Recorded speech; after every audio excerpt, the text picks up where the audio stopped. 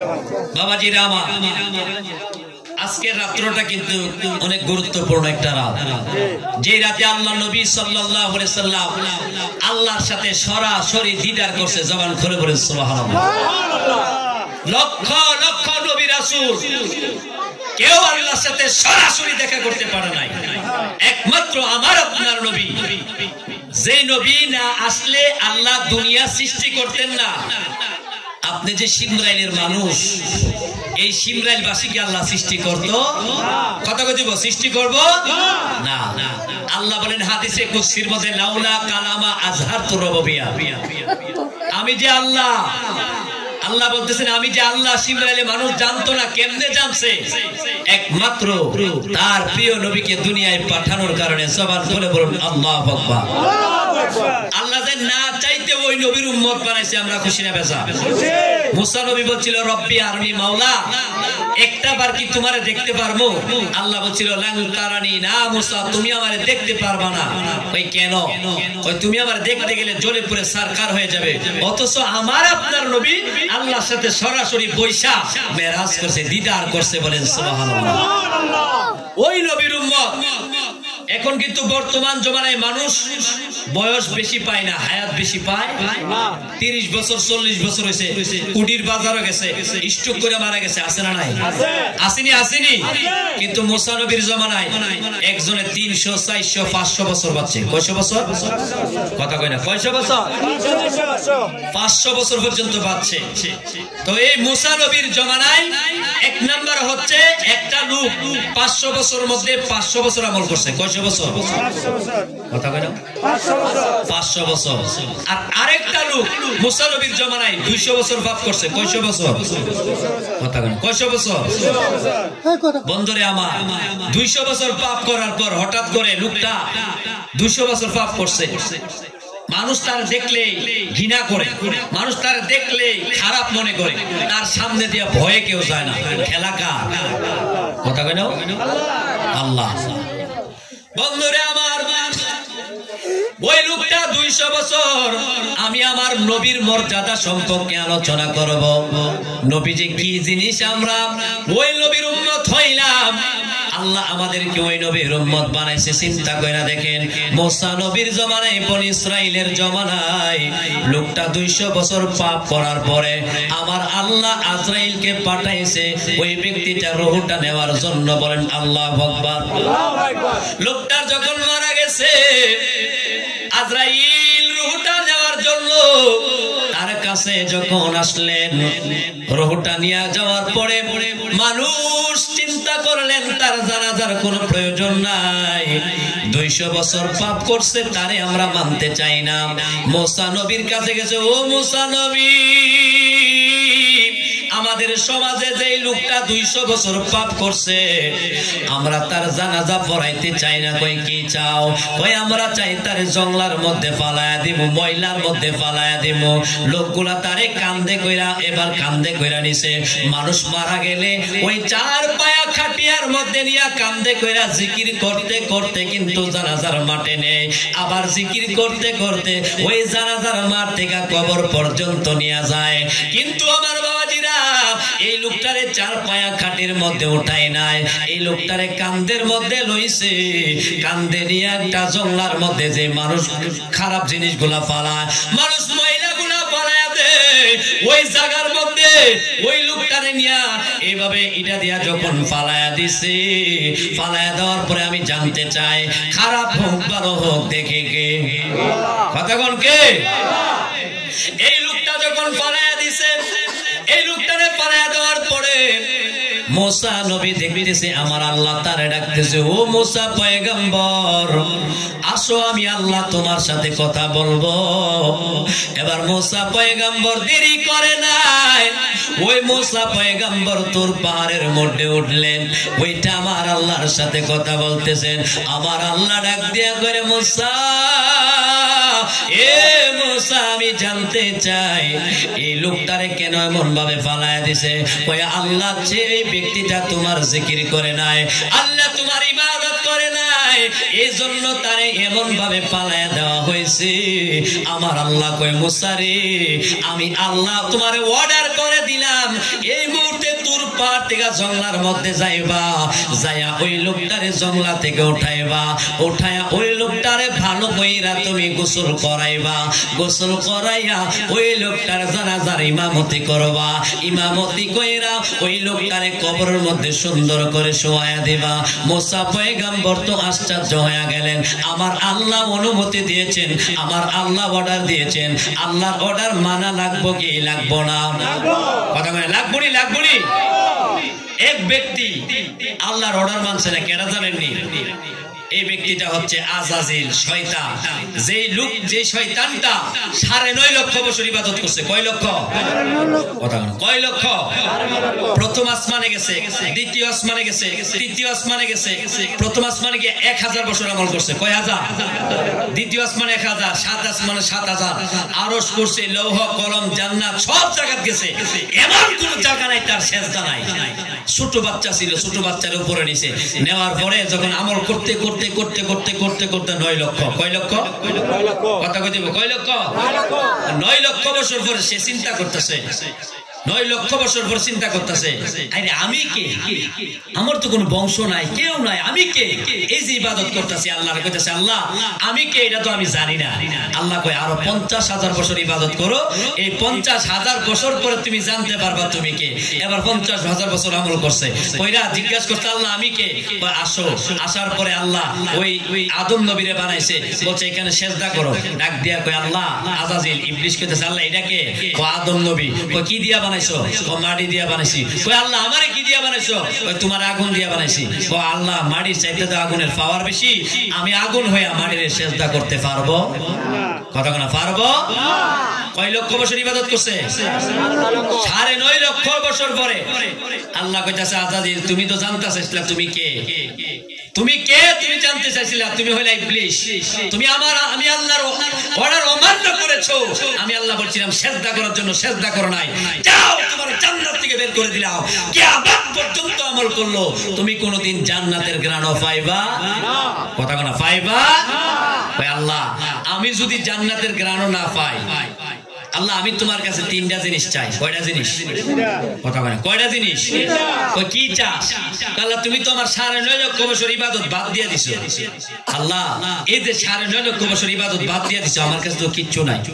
এখন আপনার বাড়ির যদি কোন মানুষ ময়মনসিং থেকে আইসা 3 বছর কাজ করে, 3 বছর বেতন নেয় নাই, এখন 3 বছর পর একটা ভুল করছে, ভুল করার পর আপনি আর তারা রাখতেন না, বিদায় করে দিবেন।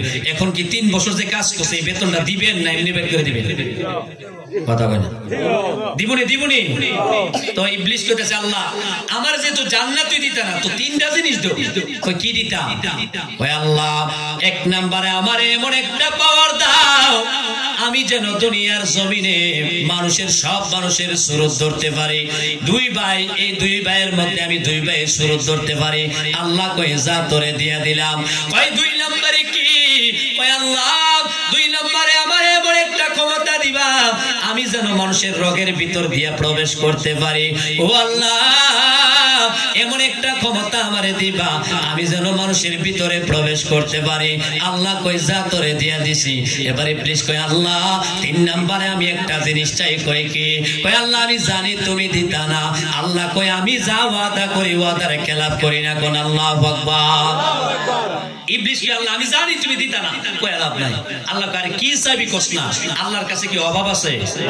কথা বলো, অভাব আছে? আল্লাহু গনি ওয়া আনতুম ফুকারা। আল্লাহ ধনী আর আমরা হচ্ছে গরিব। আমরা মনে করি আমরা 5 তলা বিল্ডিং আছে, সিমরাইলে জমিনে কোটি টাকা আছে, আমরা ধনী না। আর বাবা যে ধনীটা দেখতেছে, যে ধনী আপনি সম্পদ জুড়াইছে, আপনি আজকে মারা যান দেখবেন একটা সম্পদ আপনার কবরে যাবে। কথা কেন? কবরে যাবে না। মানুষ কেন পীরের দরবার যায়? আমার বাবাজিরা 3 নম্বরে ইবলিস ডাক দিয়া কয় আল্লাহ এমন একটা ক্ষমতা আমারে দান করবা, এমন একটা ক্ষমতা আমারে দিবা যেই ক্ষমতাটা দিলে আমি মানুষের ভিতরে রোগের ভিতর প্রবেশ করার পর দৈনিক প্রতিদিন 70 বার তার আমলটা নষ্ট করব। কয়বার? কথা কয়বার? একটা ইবলিস শয়তান, যদি শয়তান কিন্তু মানুষের প্রকাশ্য শত্রু। প্রকাশ্য কি শত্রু? এই প্রকাশ্য শত্রু যে শয়তান, যে দৈনিক 70 বার আমল যদি নষ্ট করে, মানুষ কয়বার আমল করে? কেউ মানুষ তো 5 ওয়াক্ত নামাজ গিয়ে দেখবেন 5 ওয়াক্ত নামাজও নাই। আছে? আছে নাই। এই জন্য বলি ইবলিস কয় আল্লাহ এই ক্ষমতাটা আমারে দান করবা। কই যা, এই ক্ষমতাটা তোরে দান কইরা দিলাম। এবার ইবলিস কয় আল্লাহ তুমি আমারে যে ক্ষমতা দান করছো, আমার যখন তুমি দুনিয়ায় পাঠায়া দিছো আল্লাহ, এবার তুমি শুইনা নাও। এক নম্বরে আমি মানুষের সুরত ধরবো, 2 নম্বরে আমি মানুষের সুরত ধইরা তার রোগের ভিতর প্রবেশ করবো, 3 নম্বরে প্রতিদিন 70 বার তার আমলনামাটা নষ্ট করবো। আমি যেহেতু জান্নাতে যাইতে পারবো না, ও আল্লাহ আমিও বলে দিলাম তোমার বান্দাদেরকেও জান্নাতে যাইতে দিব না। কোন আল্লাহু আকবার। ইবলিস কয় আমি যখন জান্নাতে যাইতাম না, আল্লাহ তুমিও শুই না তোমার বান্দারও আমি জান্নাতে যাইতাম দিতাম। আচ্ছা ক্ষমতাটা কেডা দিছে? কথা কই না? আচ্ছা যে আল্লাহ ক্ষমতা দিছে, আল্লাহর ক্ষমতা কি কুদ্দু? কম না বেশি? ইবলিসের থেকে কম না বেশি? আল্লাহ ইবলিসের ক্ষমতা দিছে রোগের ভিতর দিয়া রক্তের সাথে মিশবো। আল্লাহ যে ক্ষমতাটা দিছে আল্লাহকে বুঝা দিছে না না বুঝা দিছে? আল্লাহর সাথে জ্ঞানী কেউ আছে? নাই। আল্লাহ কই ইবলিস তুই মনে করছ তোর এই ক্ষমতা দিছি শেষ, তুই পাওয়ার পাইলেছ, একটাবার চিন্তা করলি না তোরে যে ক্ষমতাটা দিছে তার ক্ষমতা কম না বেশি? কম না বেশি? এক ব্যক্তি কষ্ট হইতেছে না? এক ব্যক্তি চিন্তা করতেছে বট গাছের নিচে শুয়া, সে চিন্তা করতেছে আল্লাহ কি বলবে, চিন্তা করতেছে আল্লাহ এত বড় একটা বট গাছ, ছোট ছোট এটার মধ্যে একটা ফল দিছে, আর লাউ গাছ এত ছোট এটার মধ্যে বড় বড় ফল দিছে, বুঝলাম না কিছু। এর মধ্যে উপর থেকে একটা বড়ের দানা গিয়ে আমি ফল পড়ছে পরে ফাল দিয়ে উঠছে। এটা করতেছে আরে বাপ রে বাপ। আমি মনে করছি আল্লাহ বুঝে না, আসলে আল্লাহ ক্ষমতার শেষ। এখন যদি আল্লাহ লাউর মতন বড় একটা ফল দিত আর আমার মাথা তো মাথা ফাইটটা 2 ভাগ হয়ে যেত, ঠিক কিনা? তাহলে আল্লাহর ক্ষমতা কম না বেশি? এবার আমার আল্লাহ কয় ইবলিস তুমি তো জানো না আমি তোমারে এমন একটা কথা জানাই দেই। কই কি? ও ইবলিস তুমি শুইনা নাও, তুমি যেই বান্দারে দৈনিক 70 বার তার আমলটা নষ্ট করবা, আমি আল্লাহ ঘোষণা দিলাম, আমি আল্লাহ জানায়া দিলাম যেই বান্দার 70 বার আমলনামা নষ্ট করবা, ওই বান্দা যদি ওই দিনের ভিতর একবার আমি আল্লাহরে আল্লাহ বইলা ডাক দেয়, আমি আল্লাহ 70,000 বার তার গুনাহ ক্ষমা কইরা দিব। কোন আল্লাহু আকবার। ইবলিস নষ্ট করব কয়বা? 70 বার। কয়বা?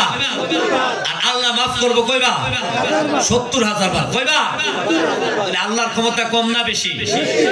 এই আলোচনাটা এখানে রাখলাম, সময় পাইলে করবো। ওই মুসা নবীর কথাটা কইয়া লই, আমরা নবী আর মুসা নবী কি জিনিস দেখেন, আমরা যে আল্লাহ বানাইছে।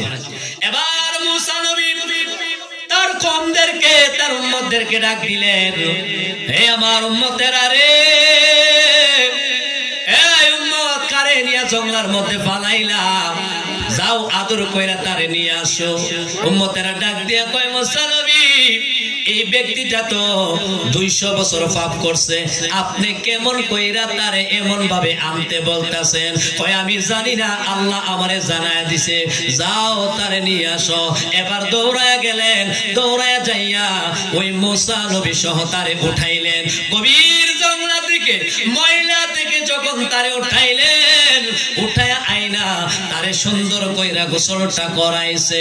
গোসলটা করাইয়া কাফনের কাপড় পরাইয়া তার জানাজাটা পরাইছে। এবার জানাজা পরাইয়া তারে নিয়ে কবর, সুন্দর কইরা কবরটা দিছে। ওই কবরটা দিয়া গো, ওই কবর দিয়া মুসা নবী মনটা কেমন কেমন জানে করতাছে। আমার আল্লাহ ডাক দিয়া করে মুসা নবী, এ মুসা নবী রে, এই লোকটারে কবর দেওয়ার পর তোমার মনটা কেন এমন হয়ে গেছে?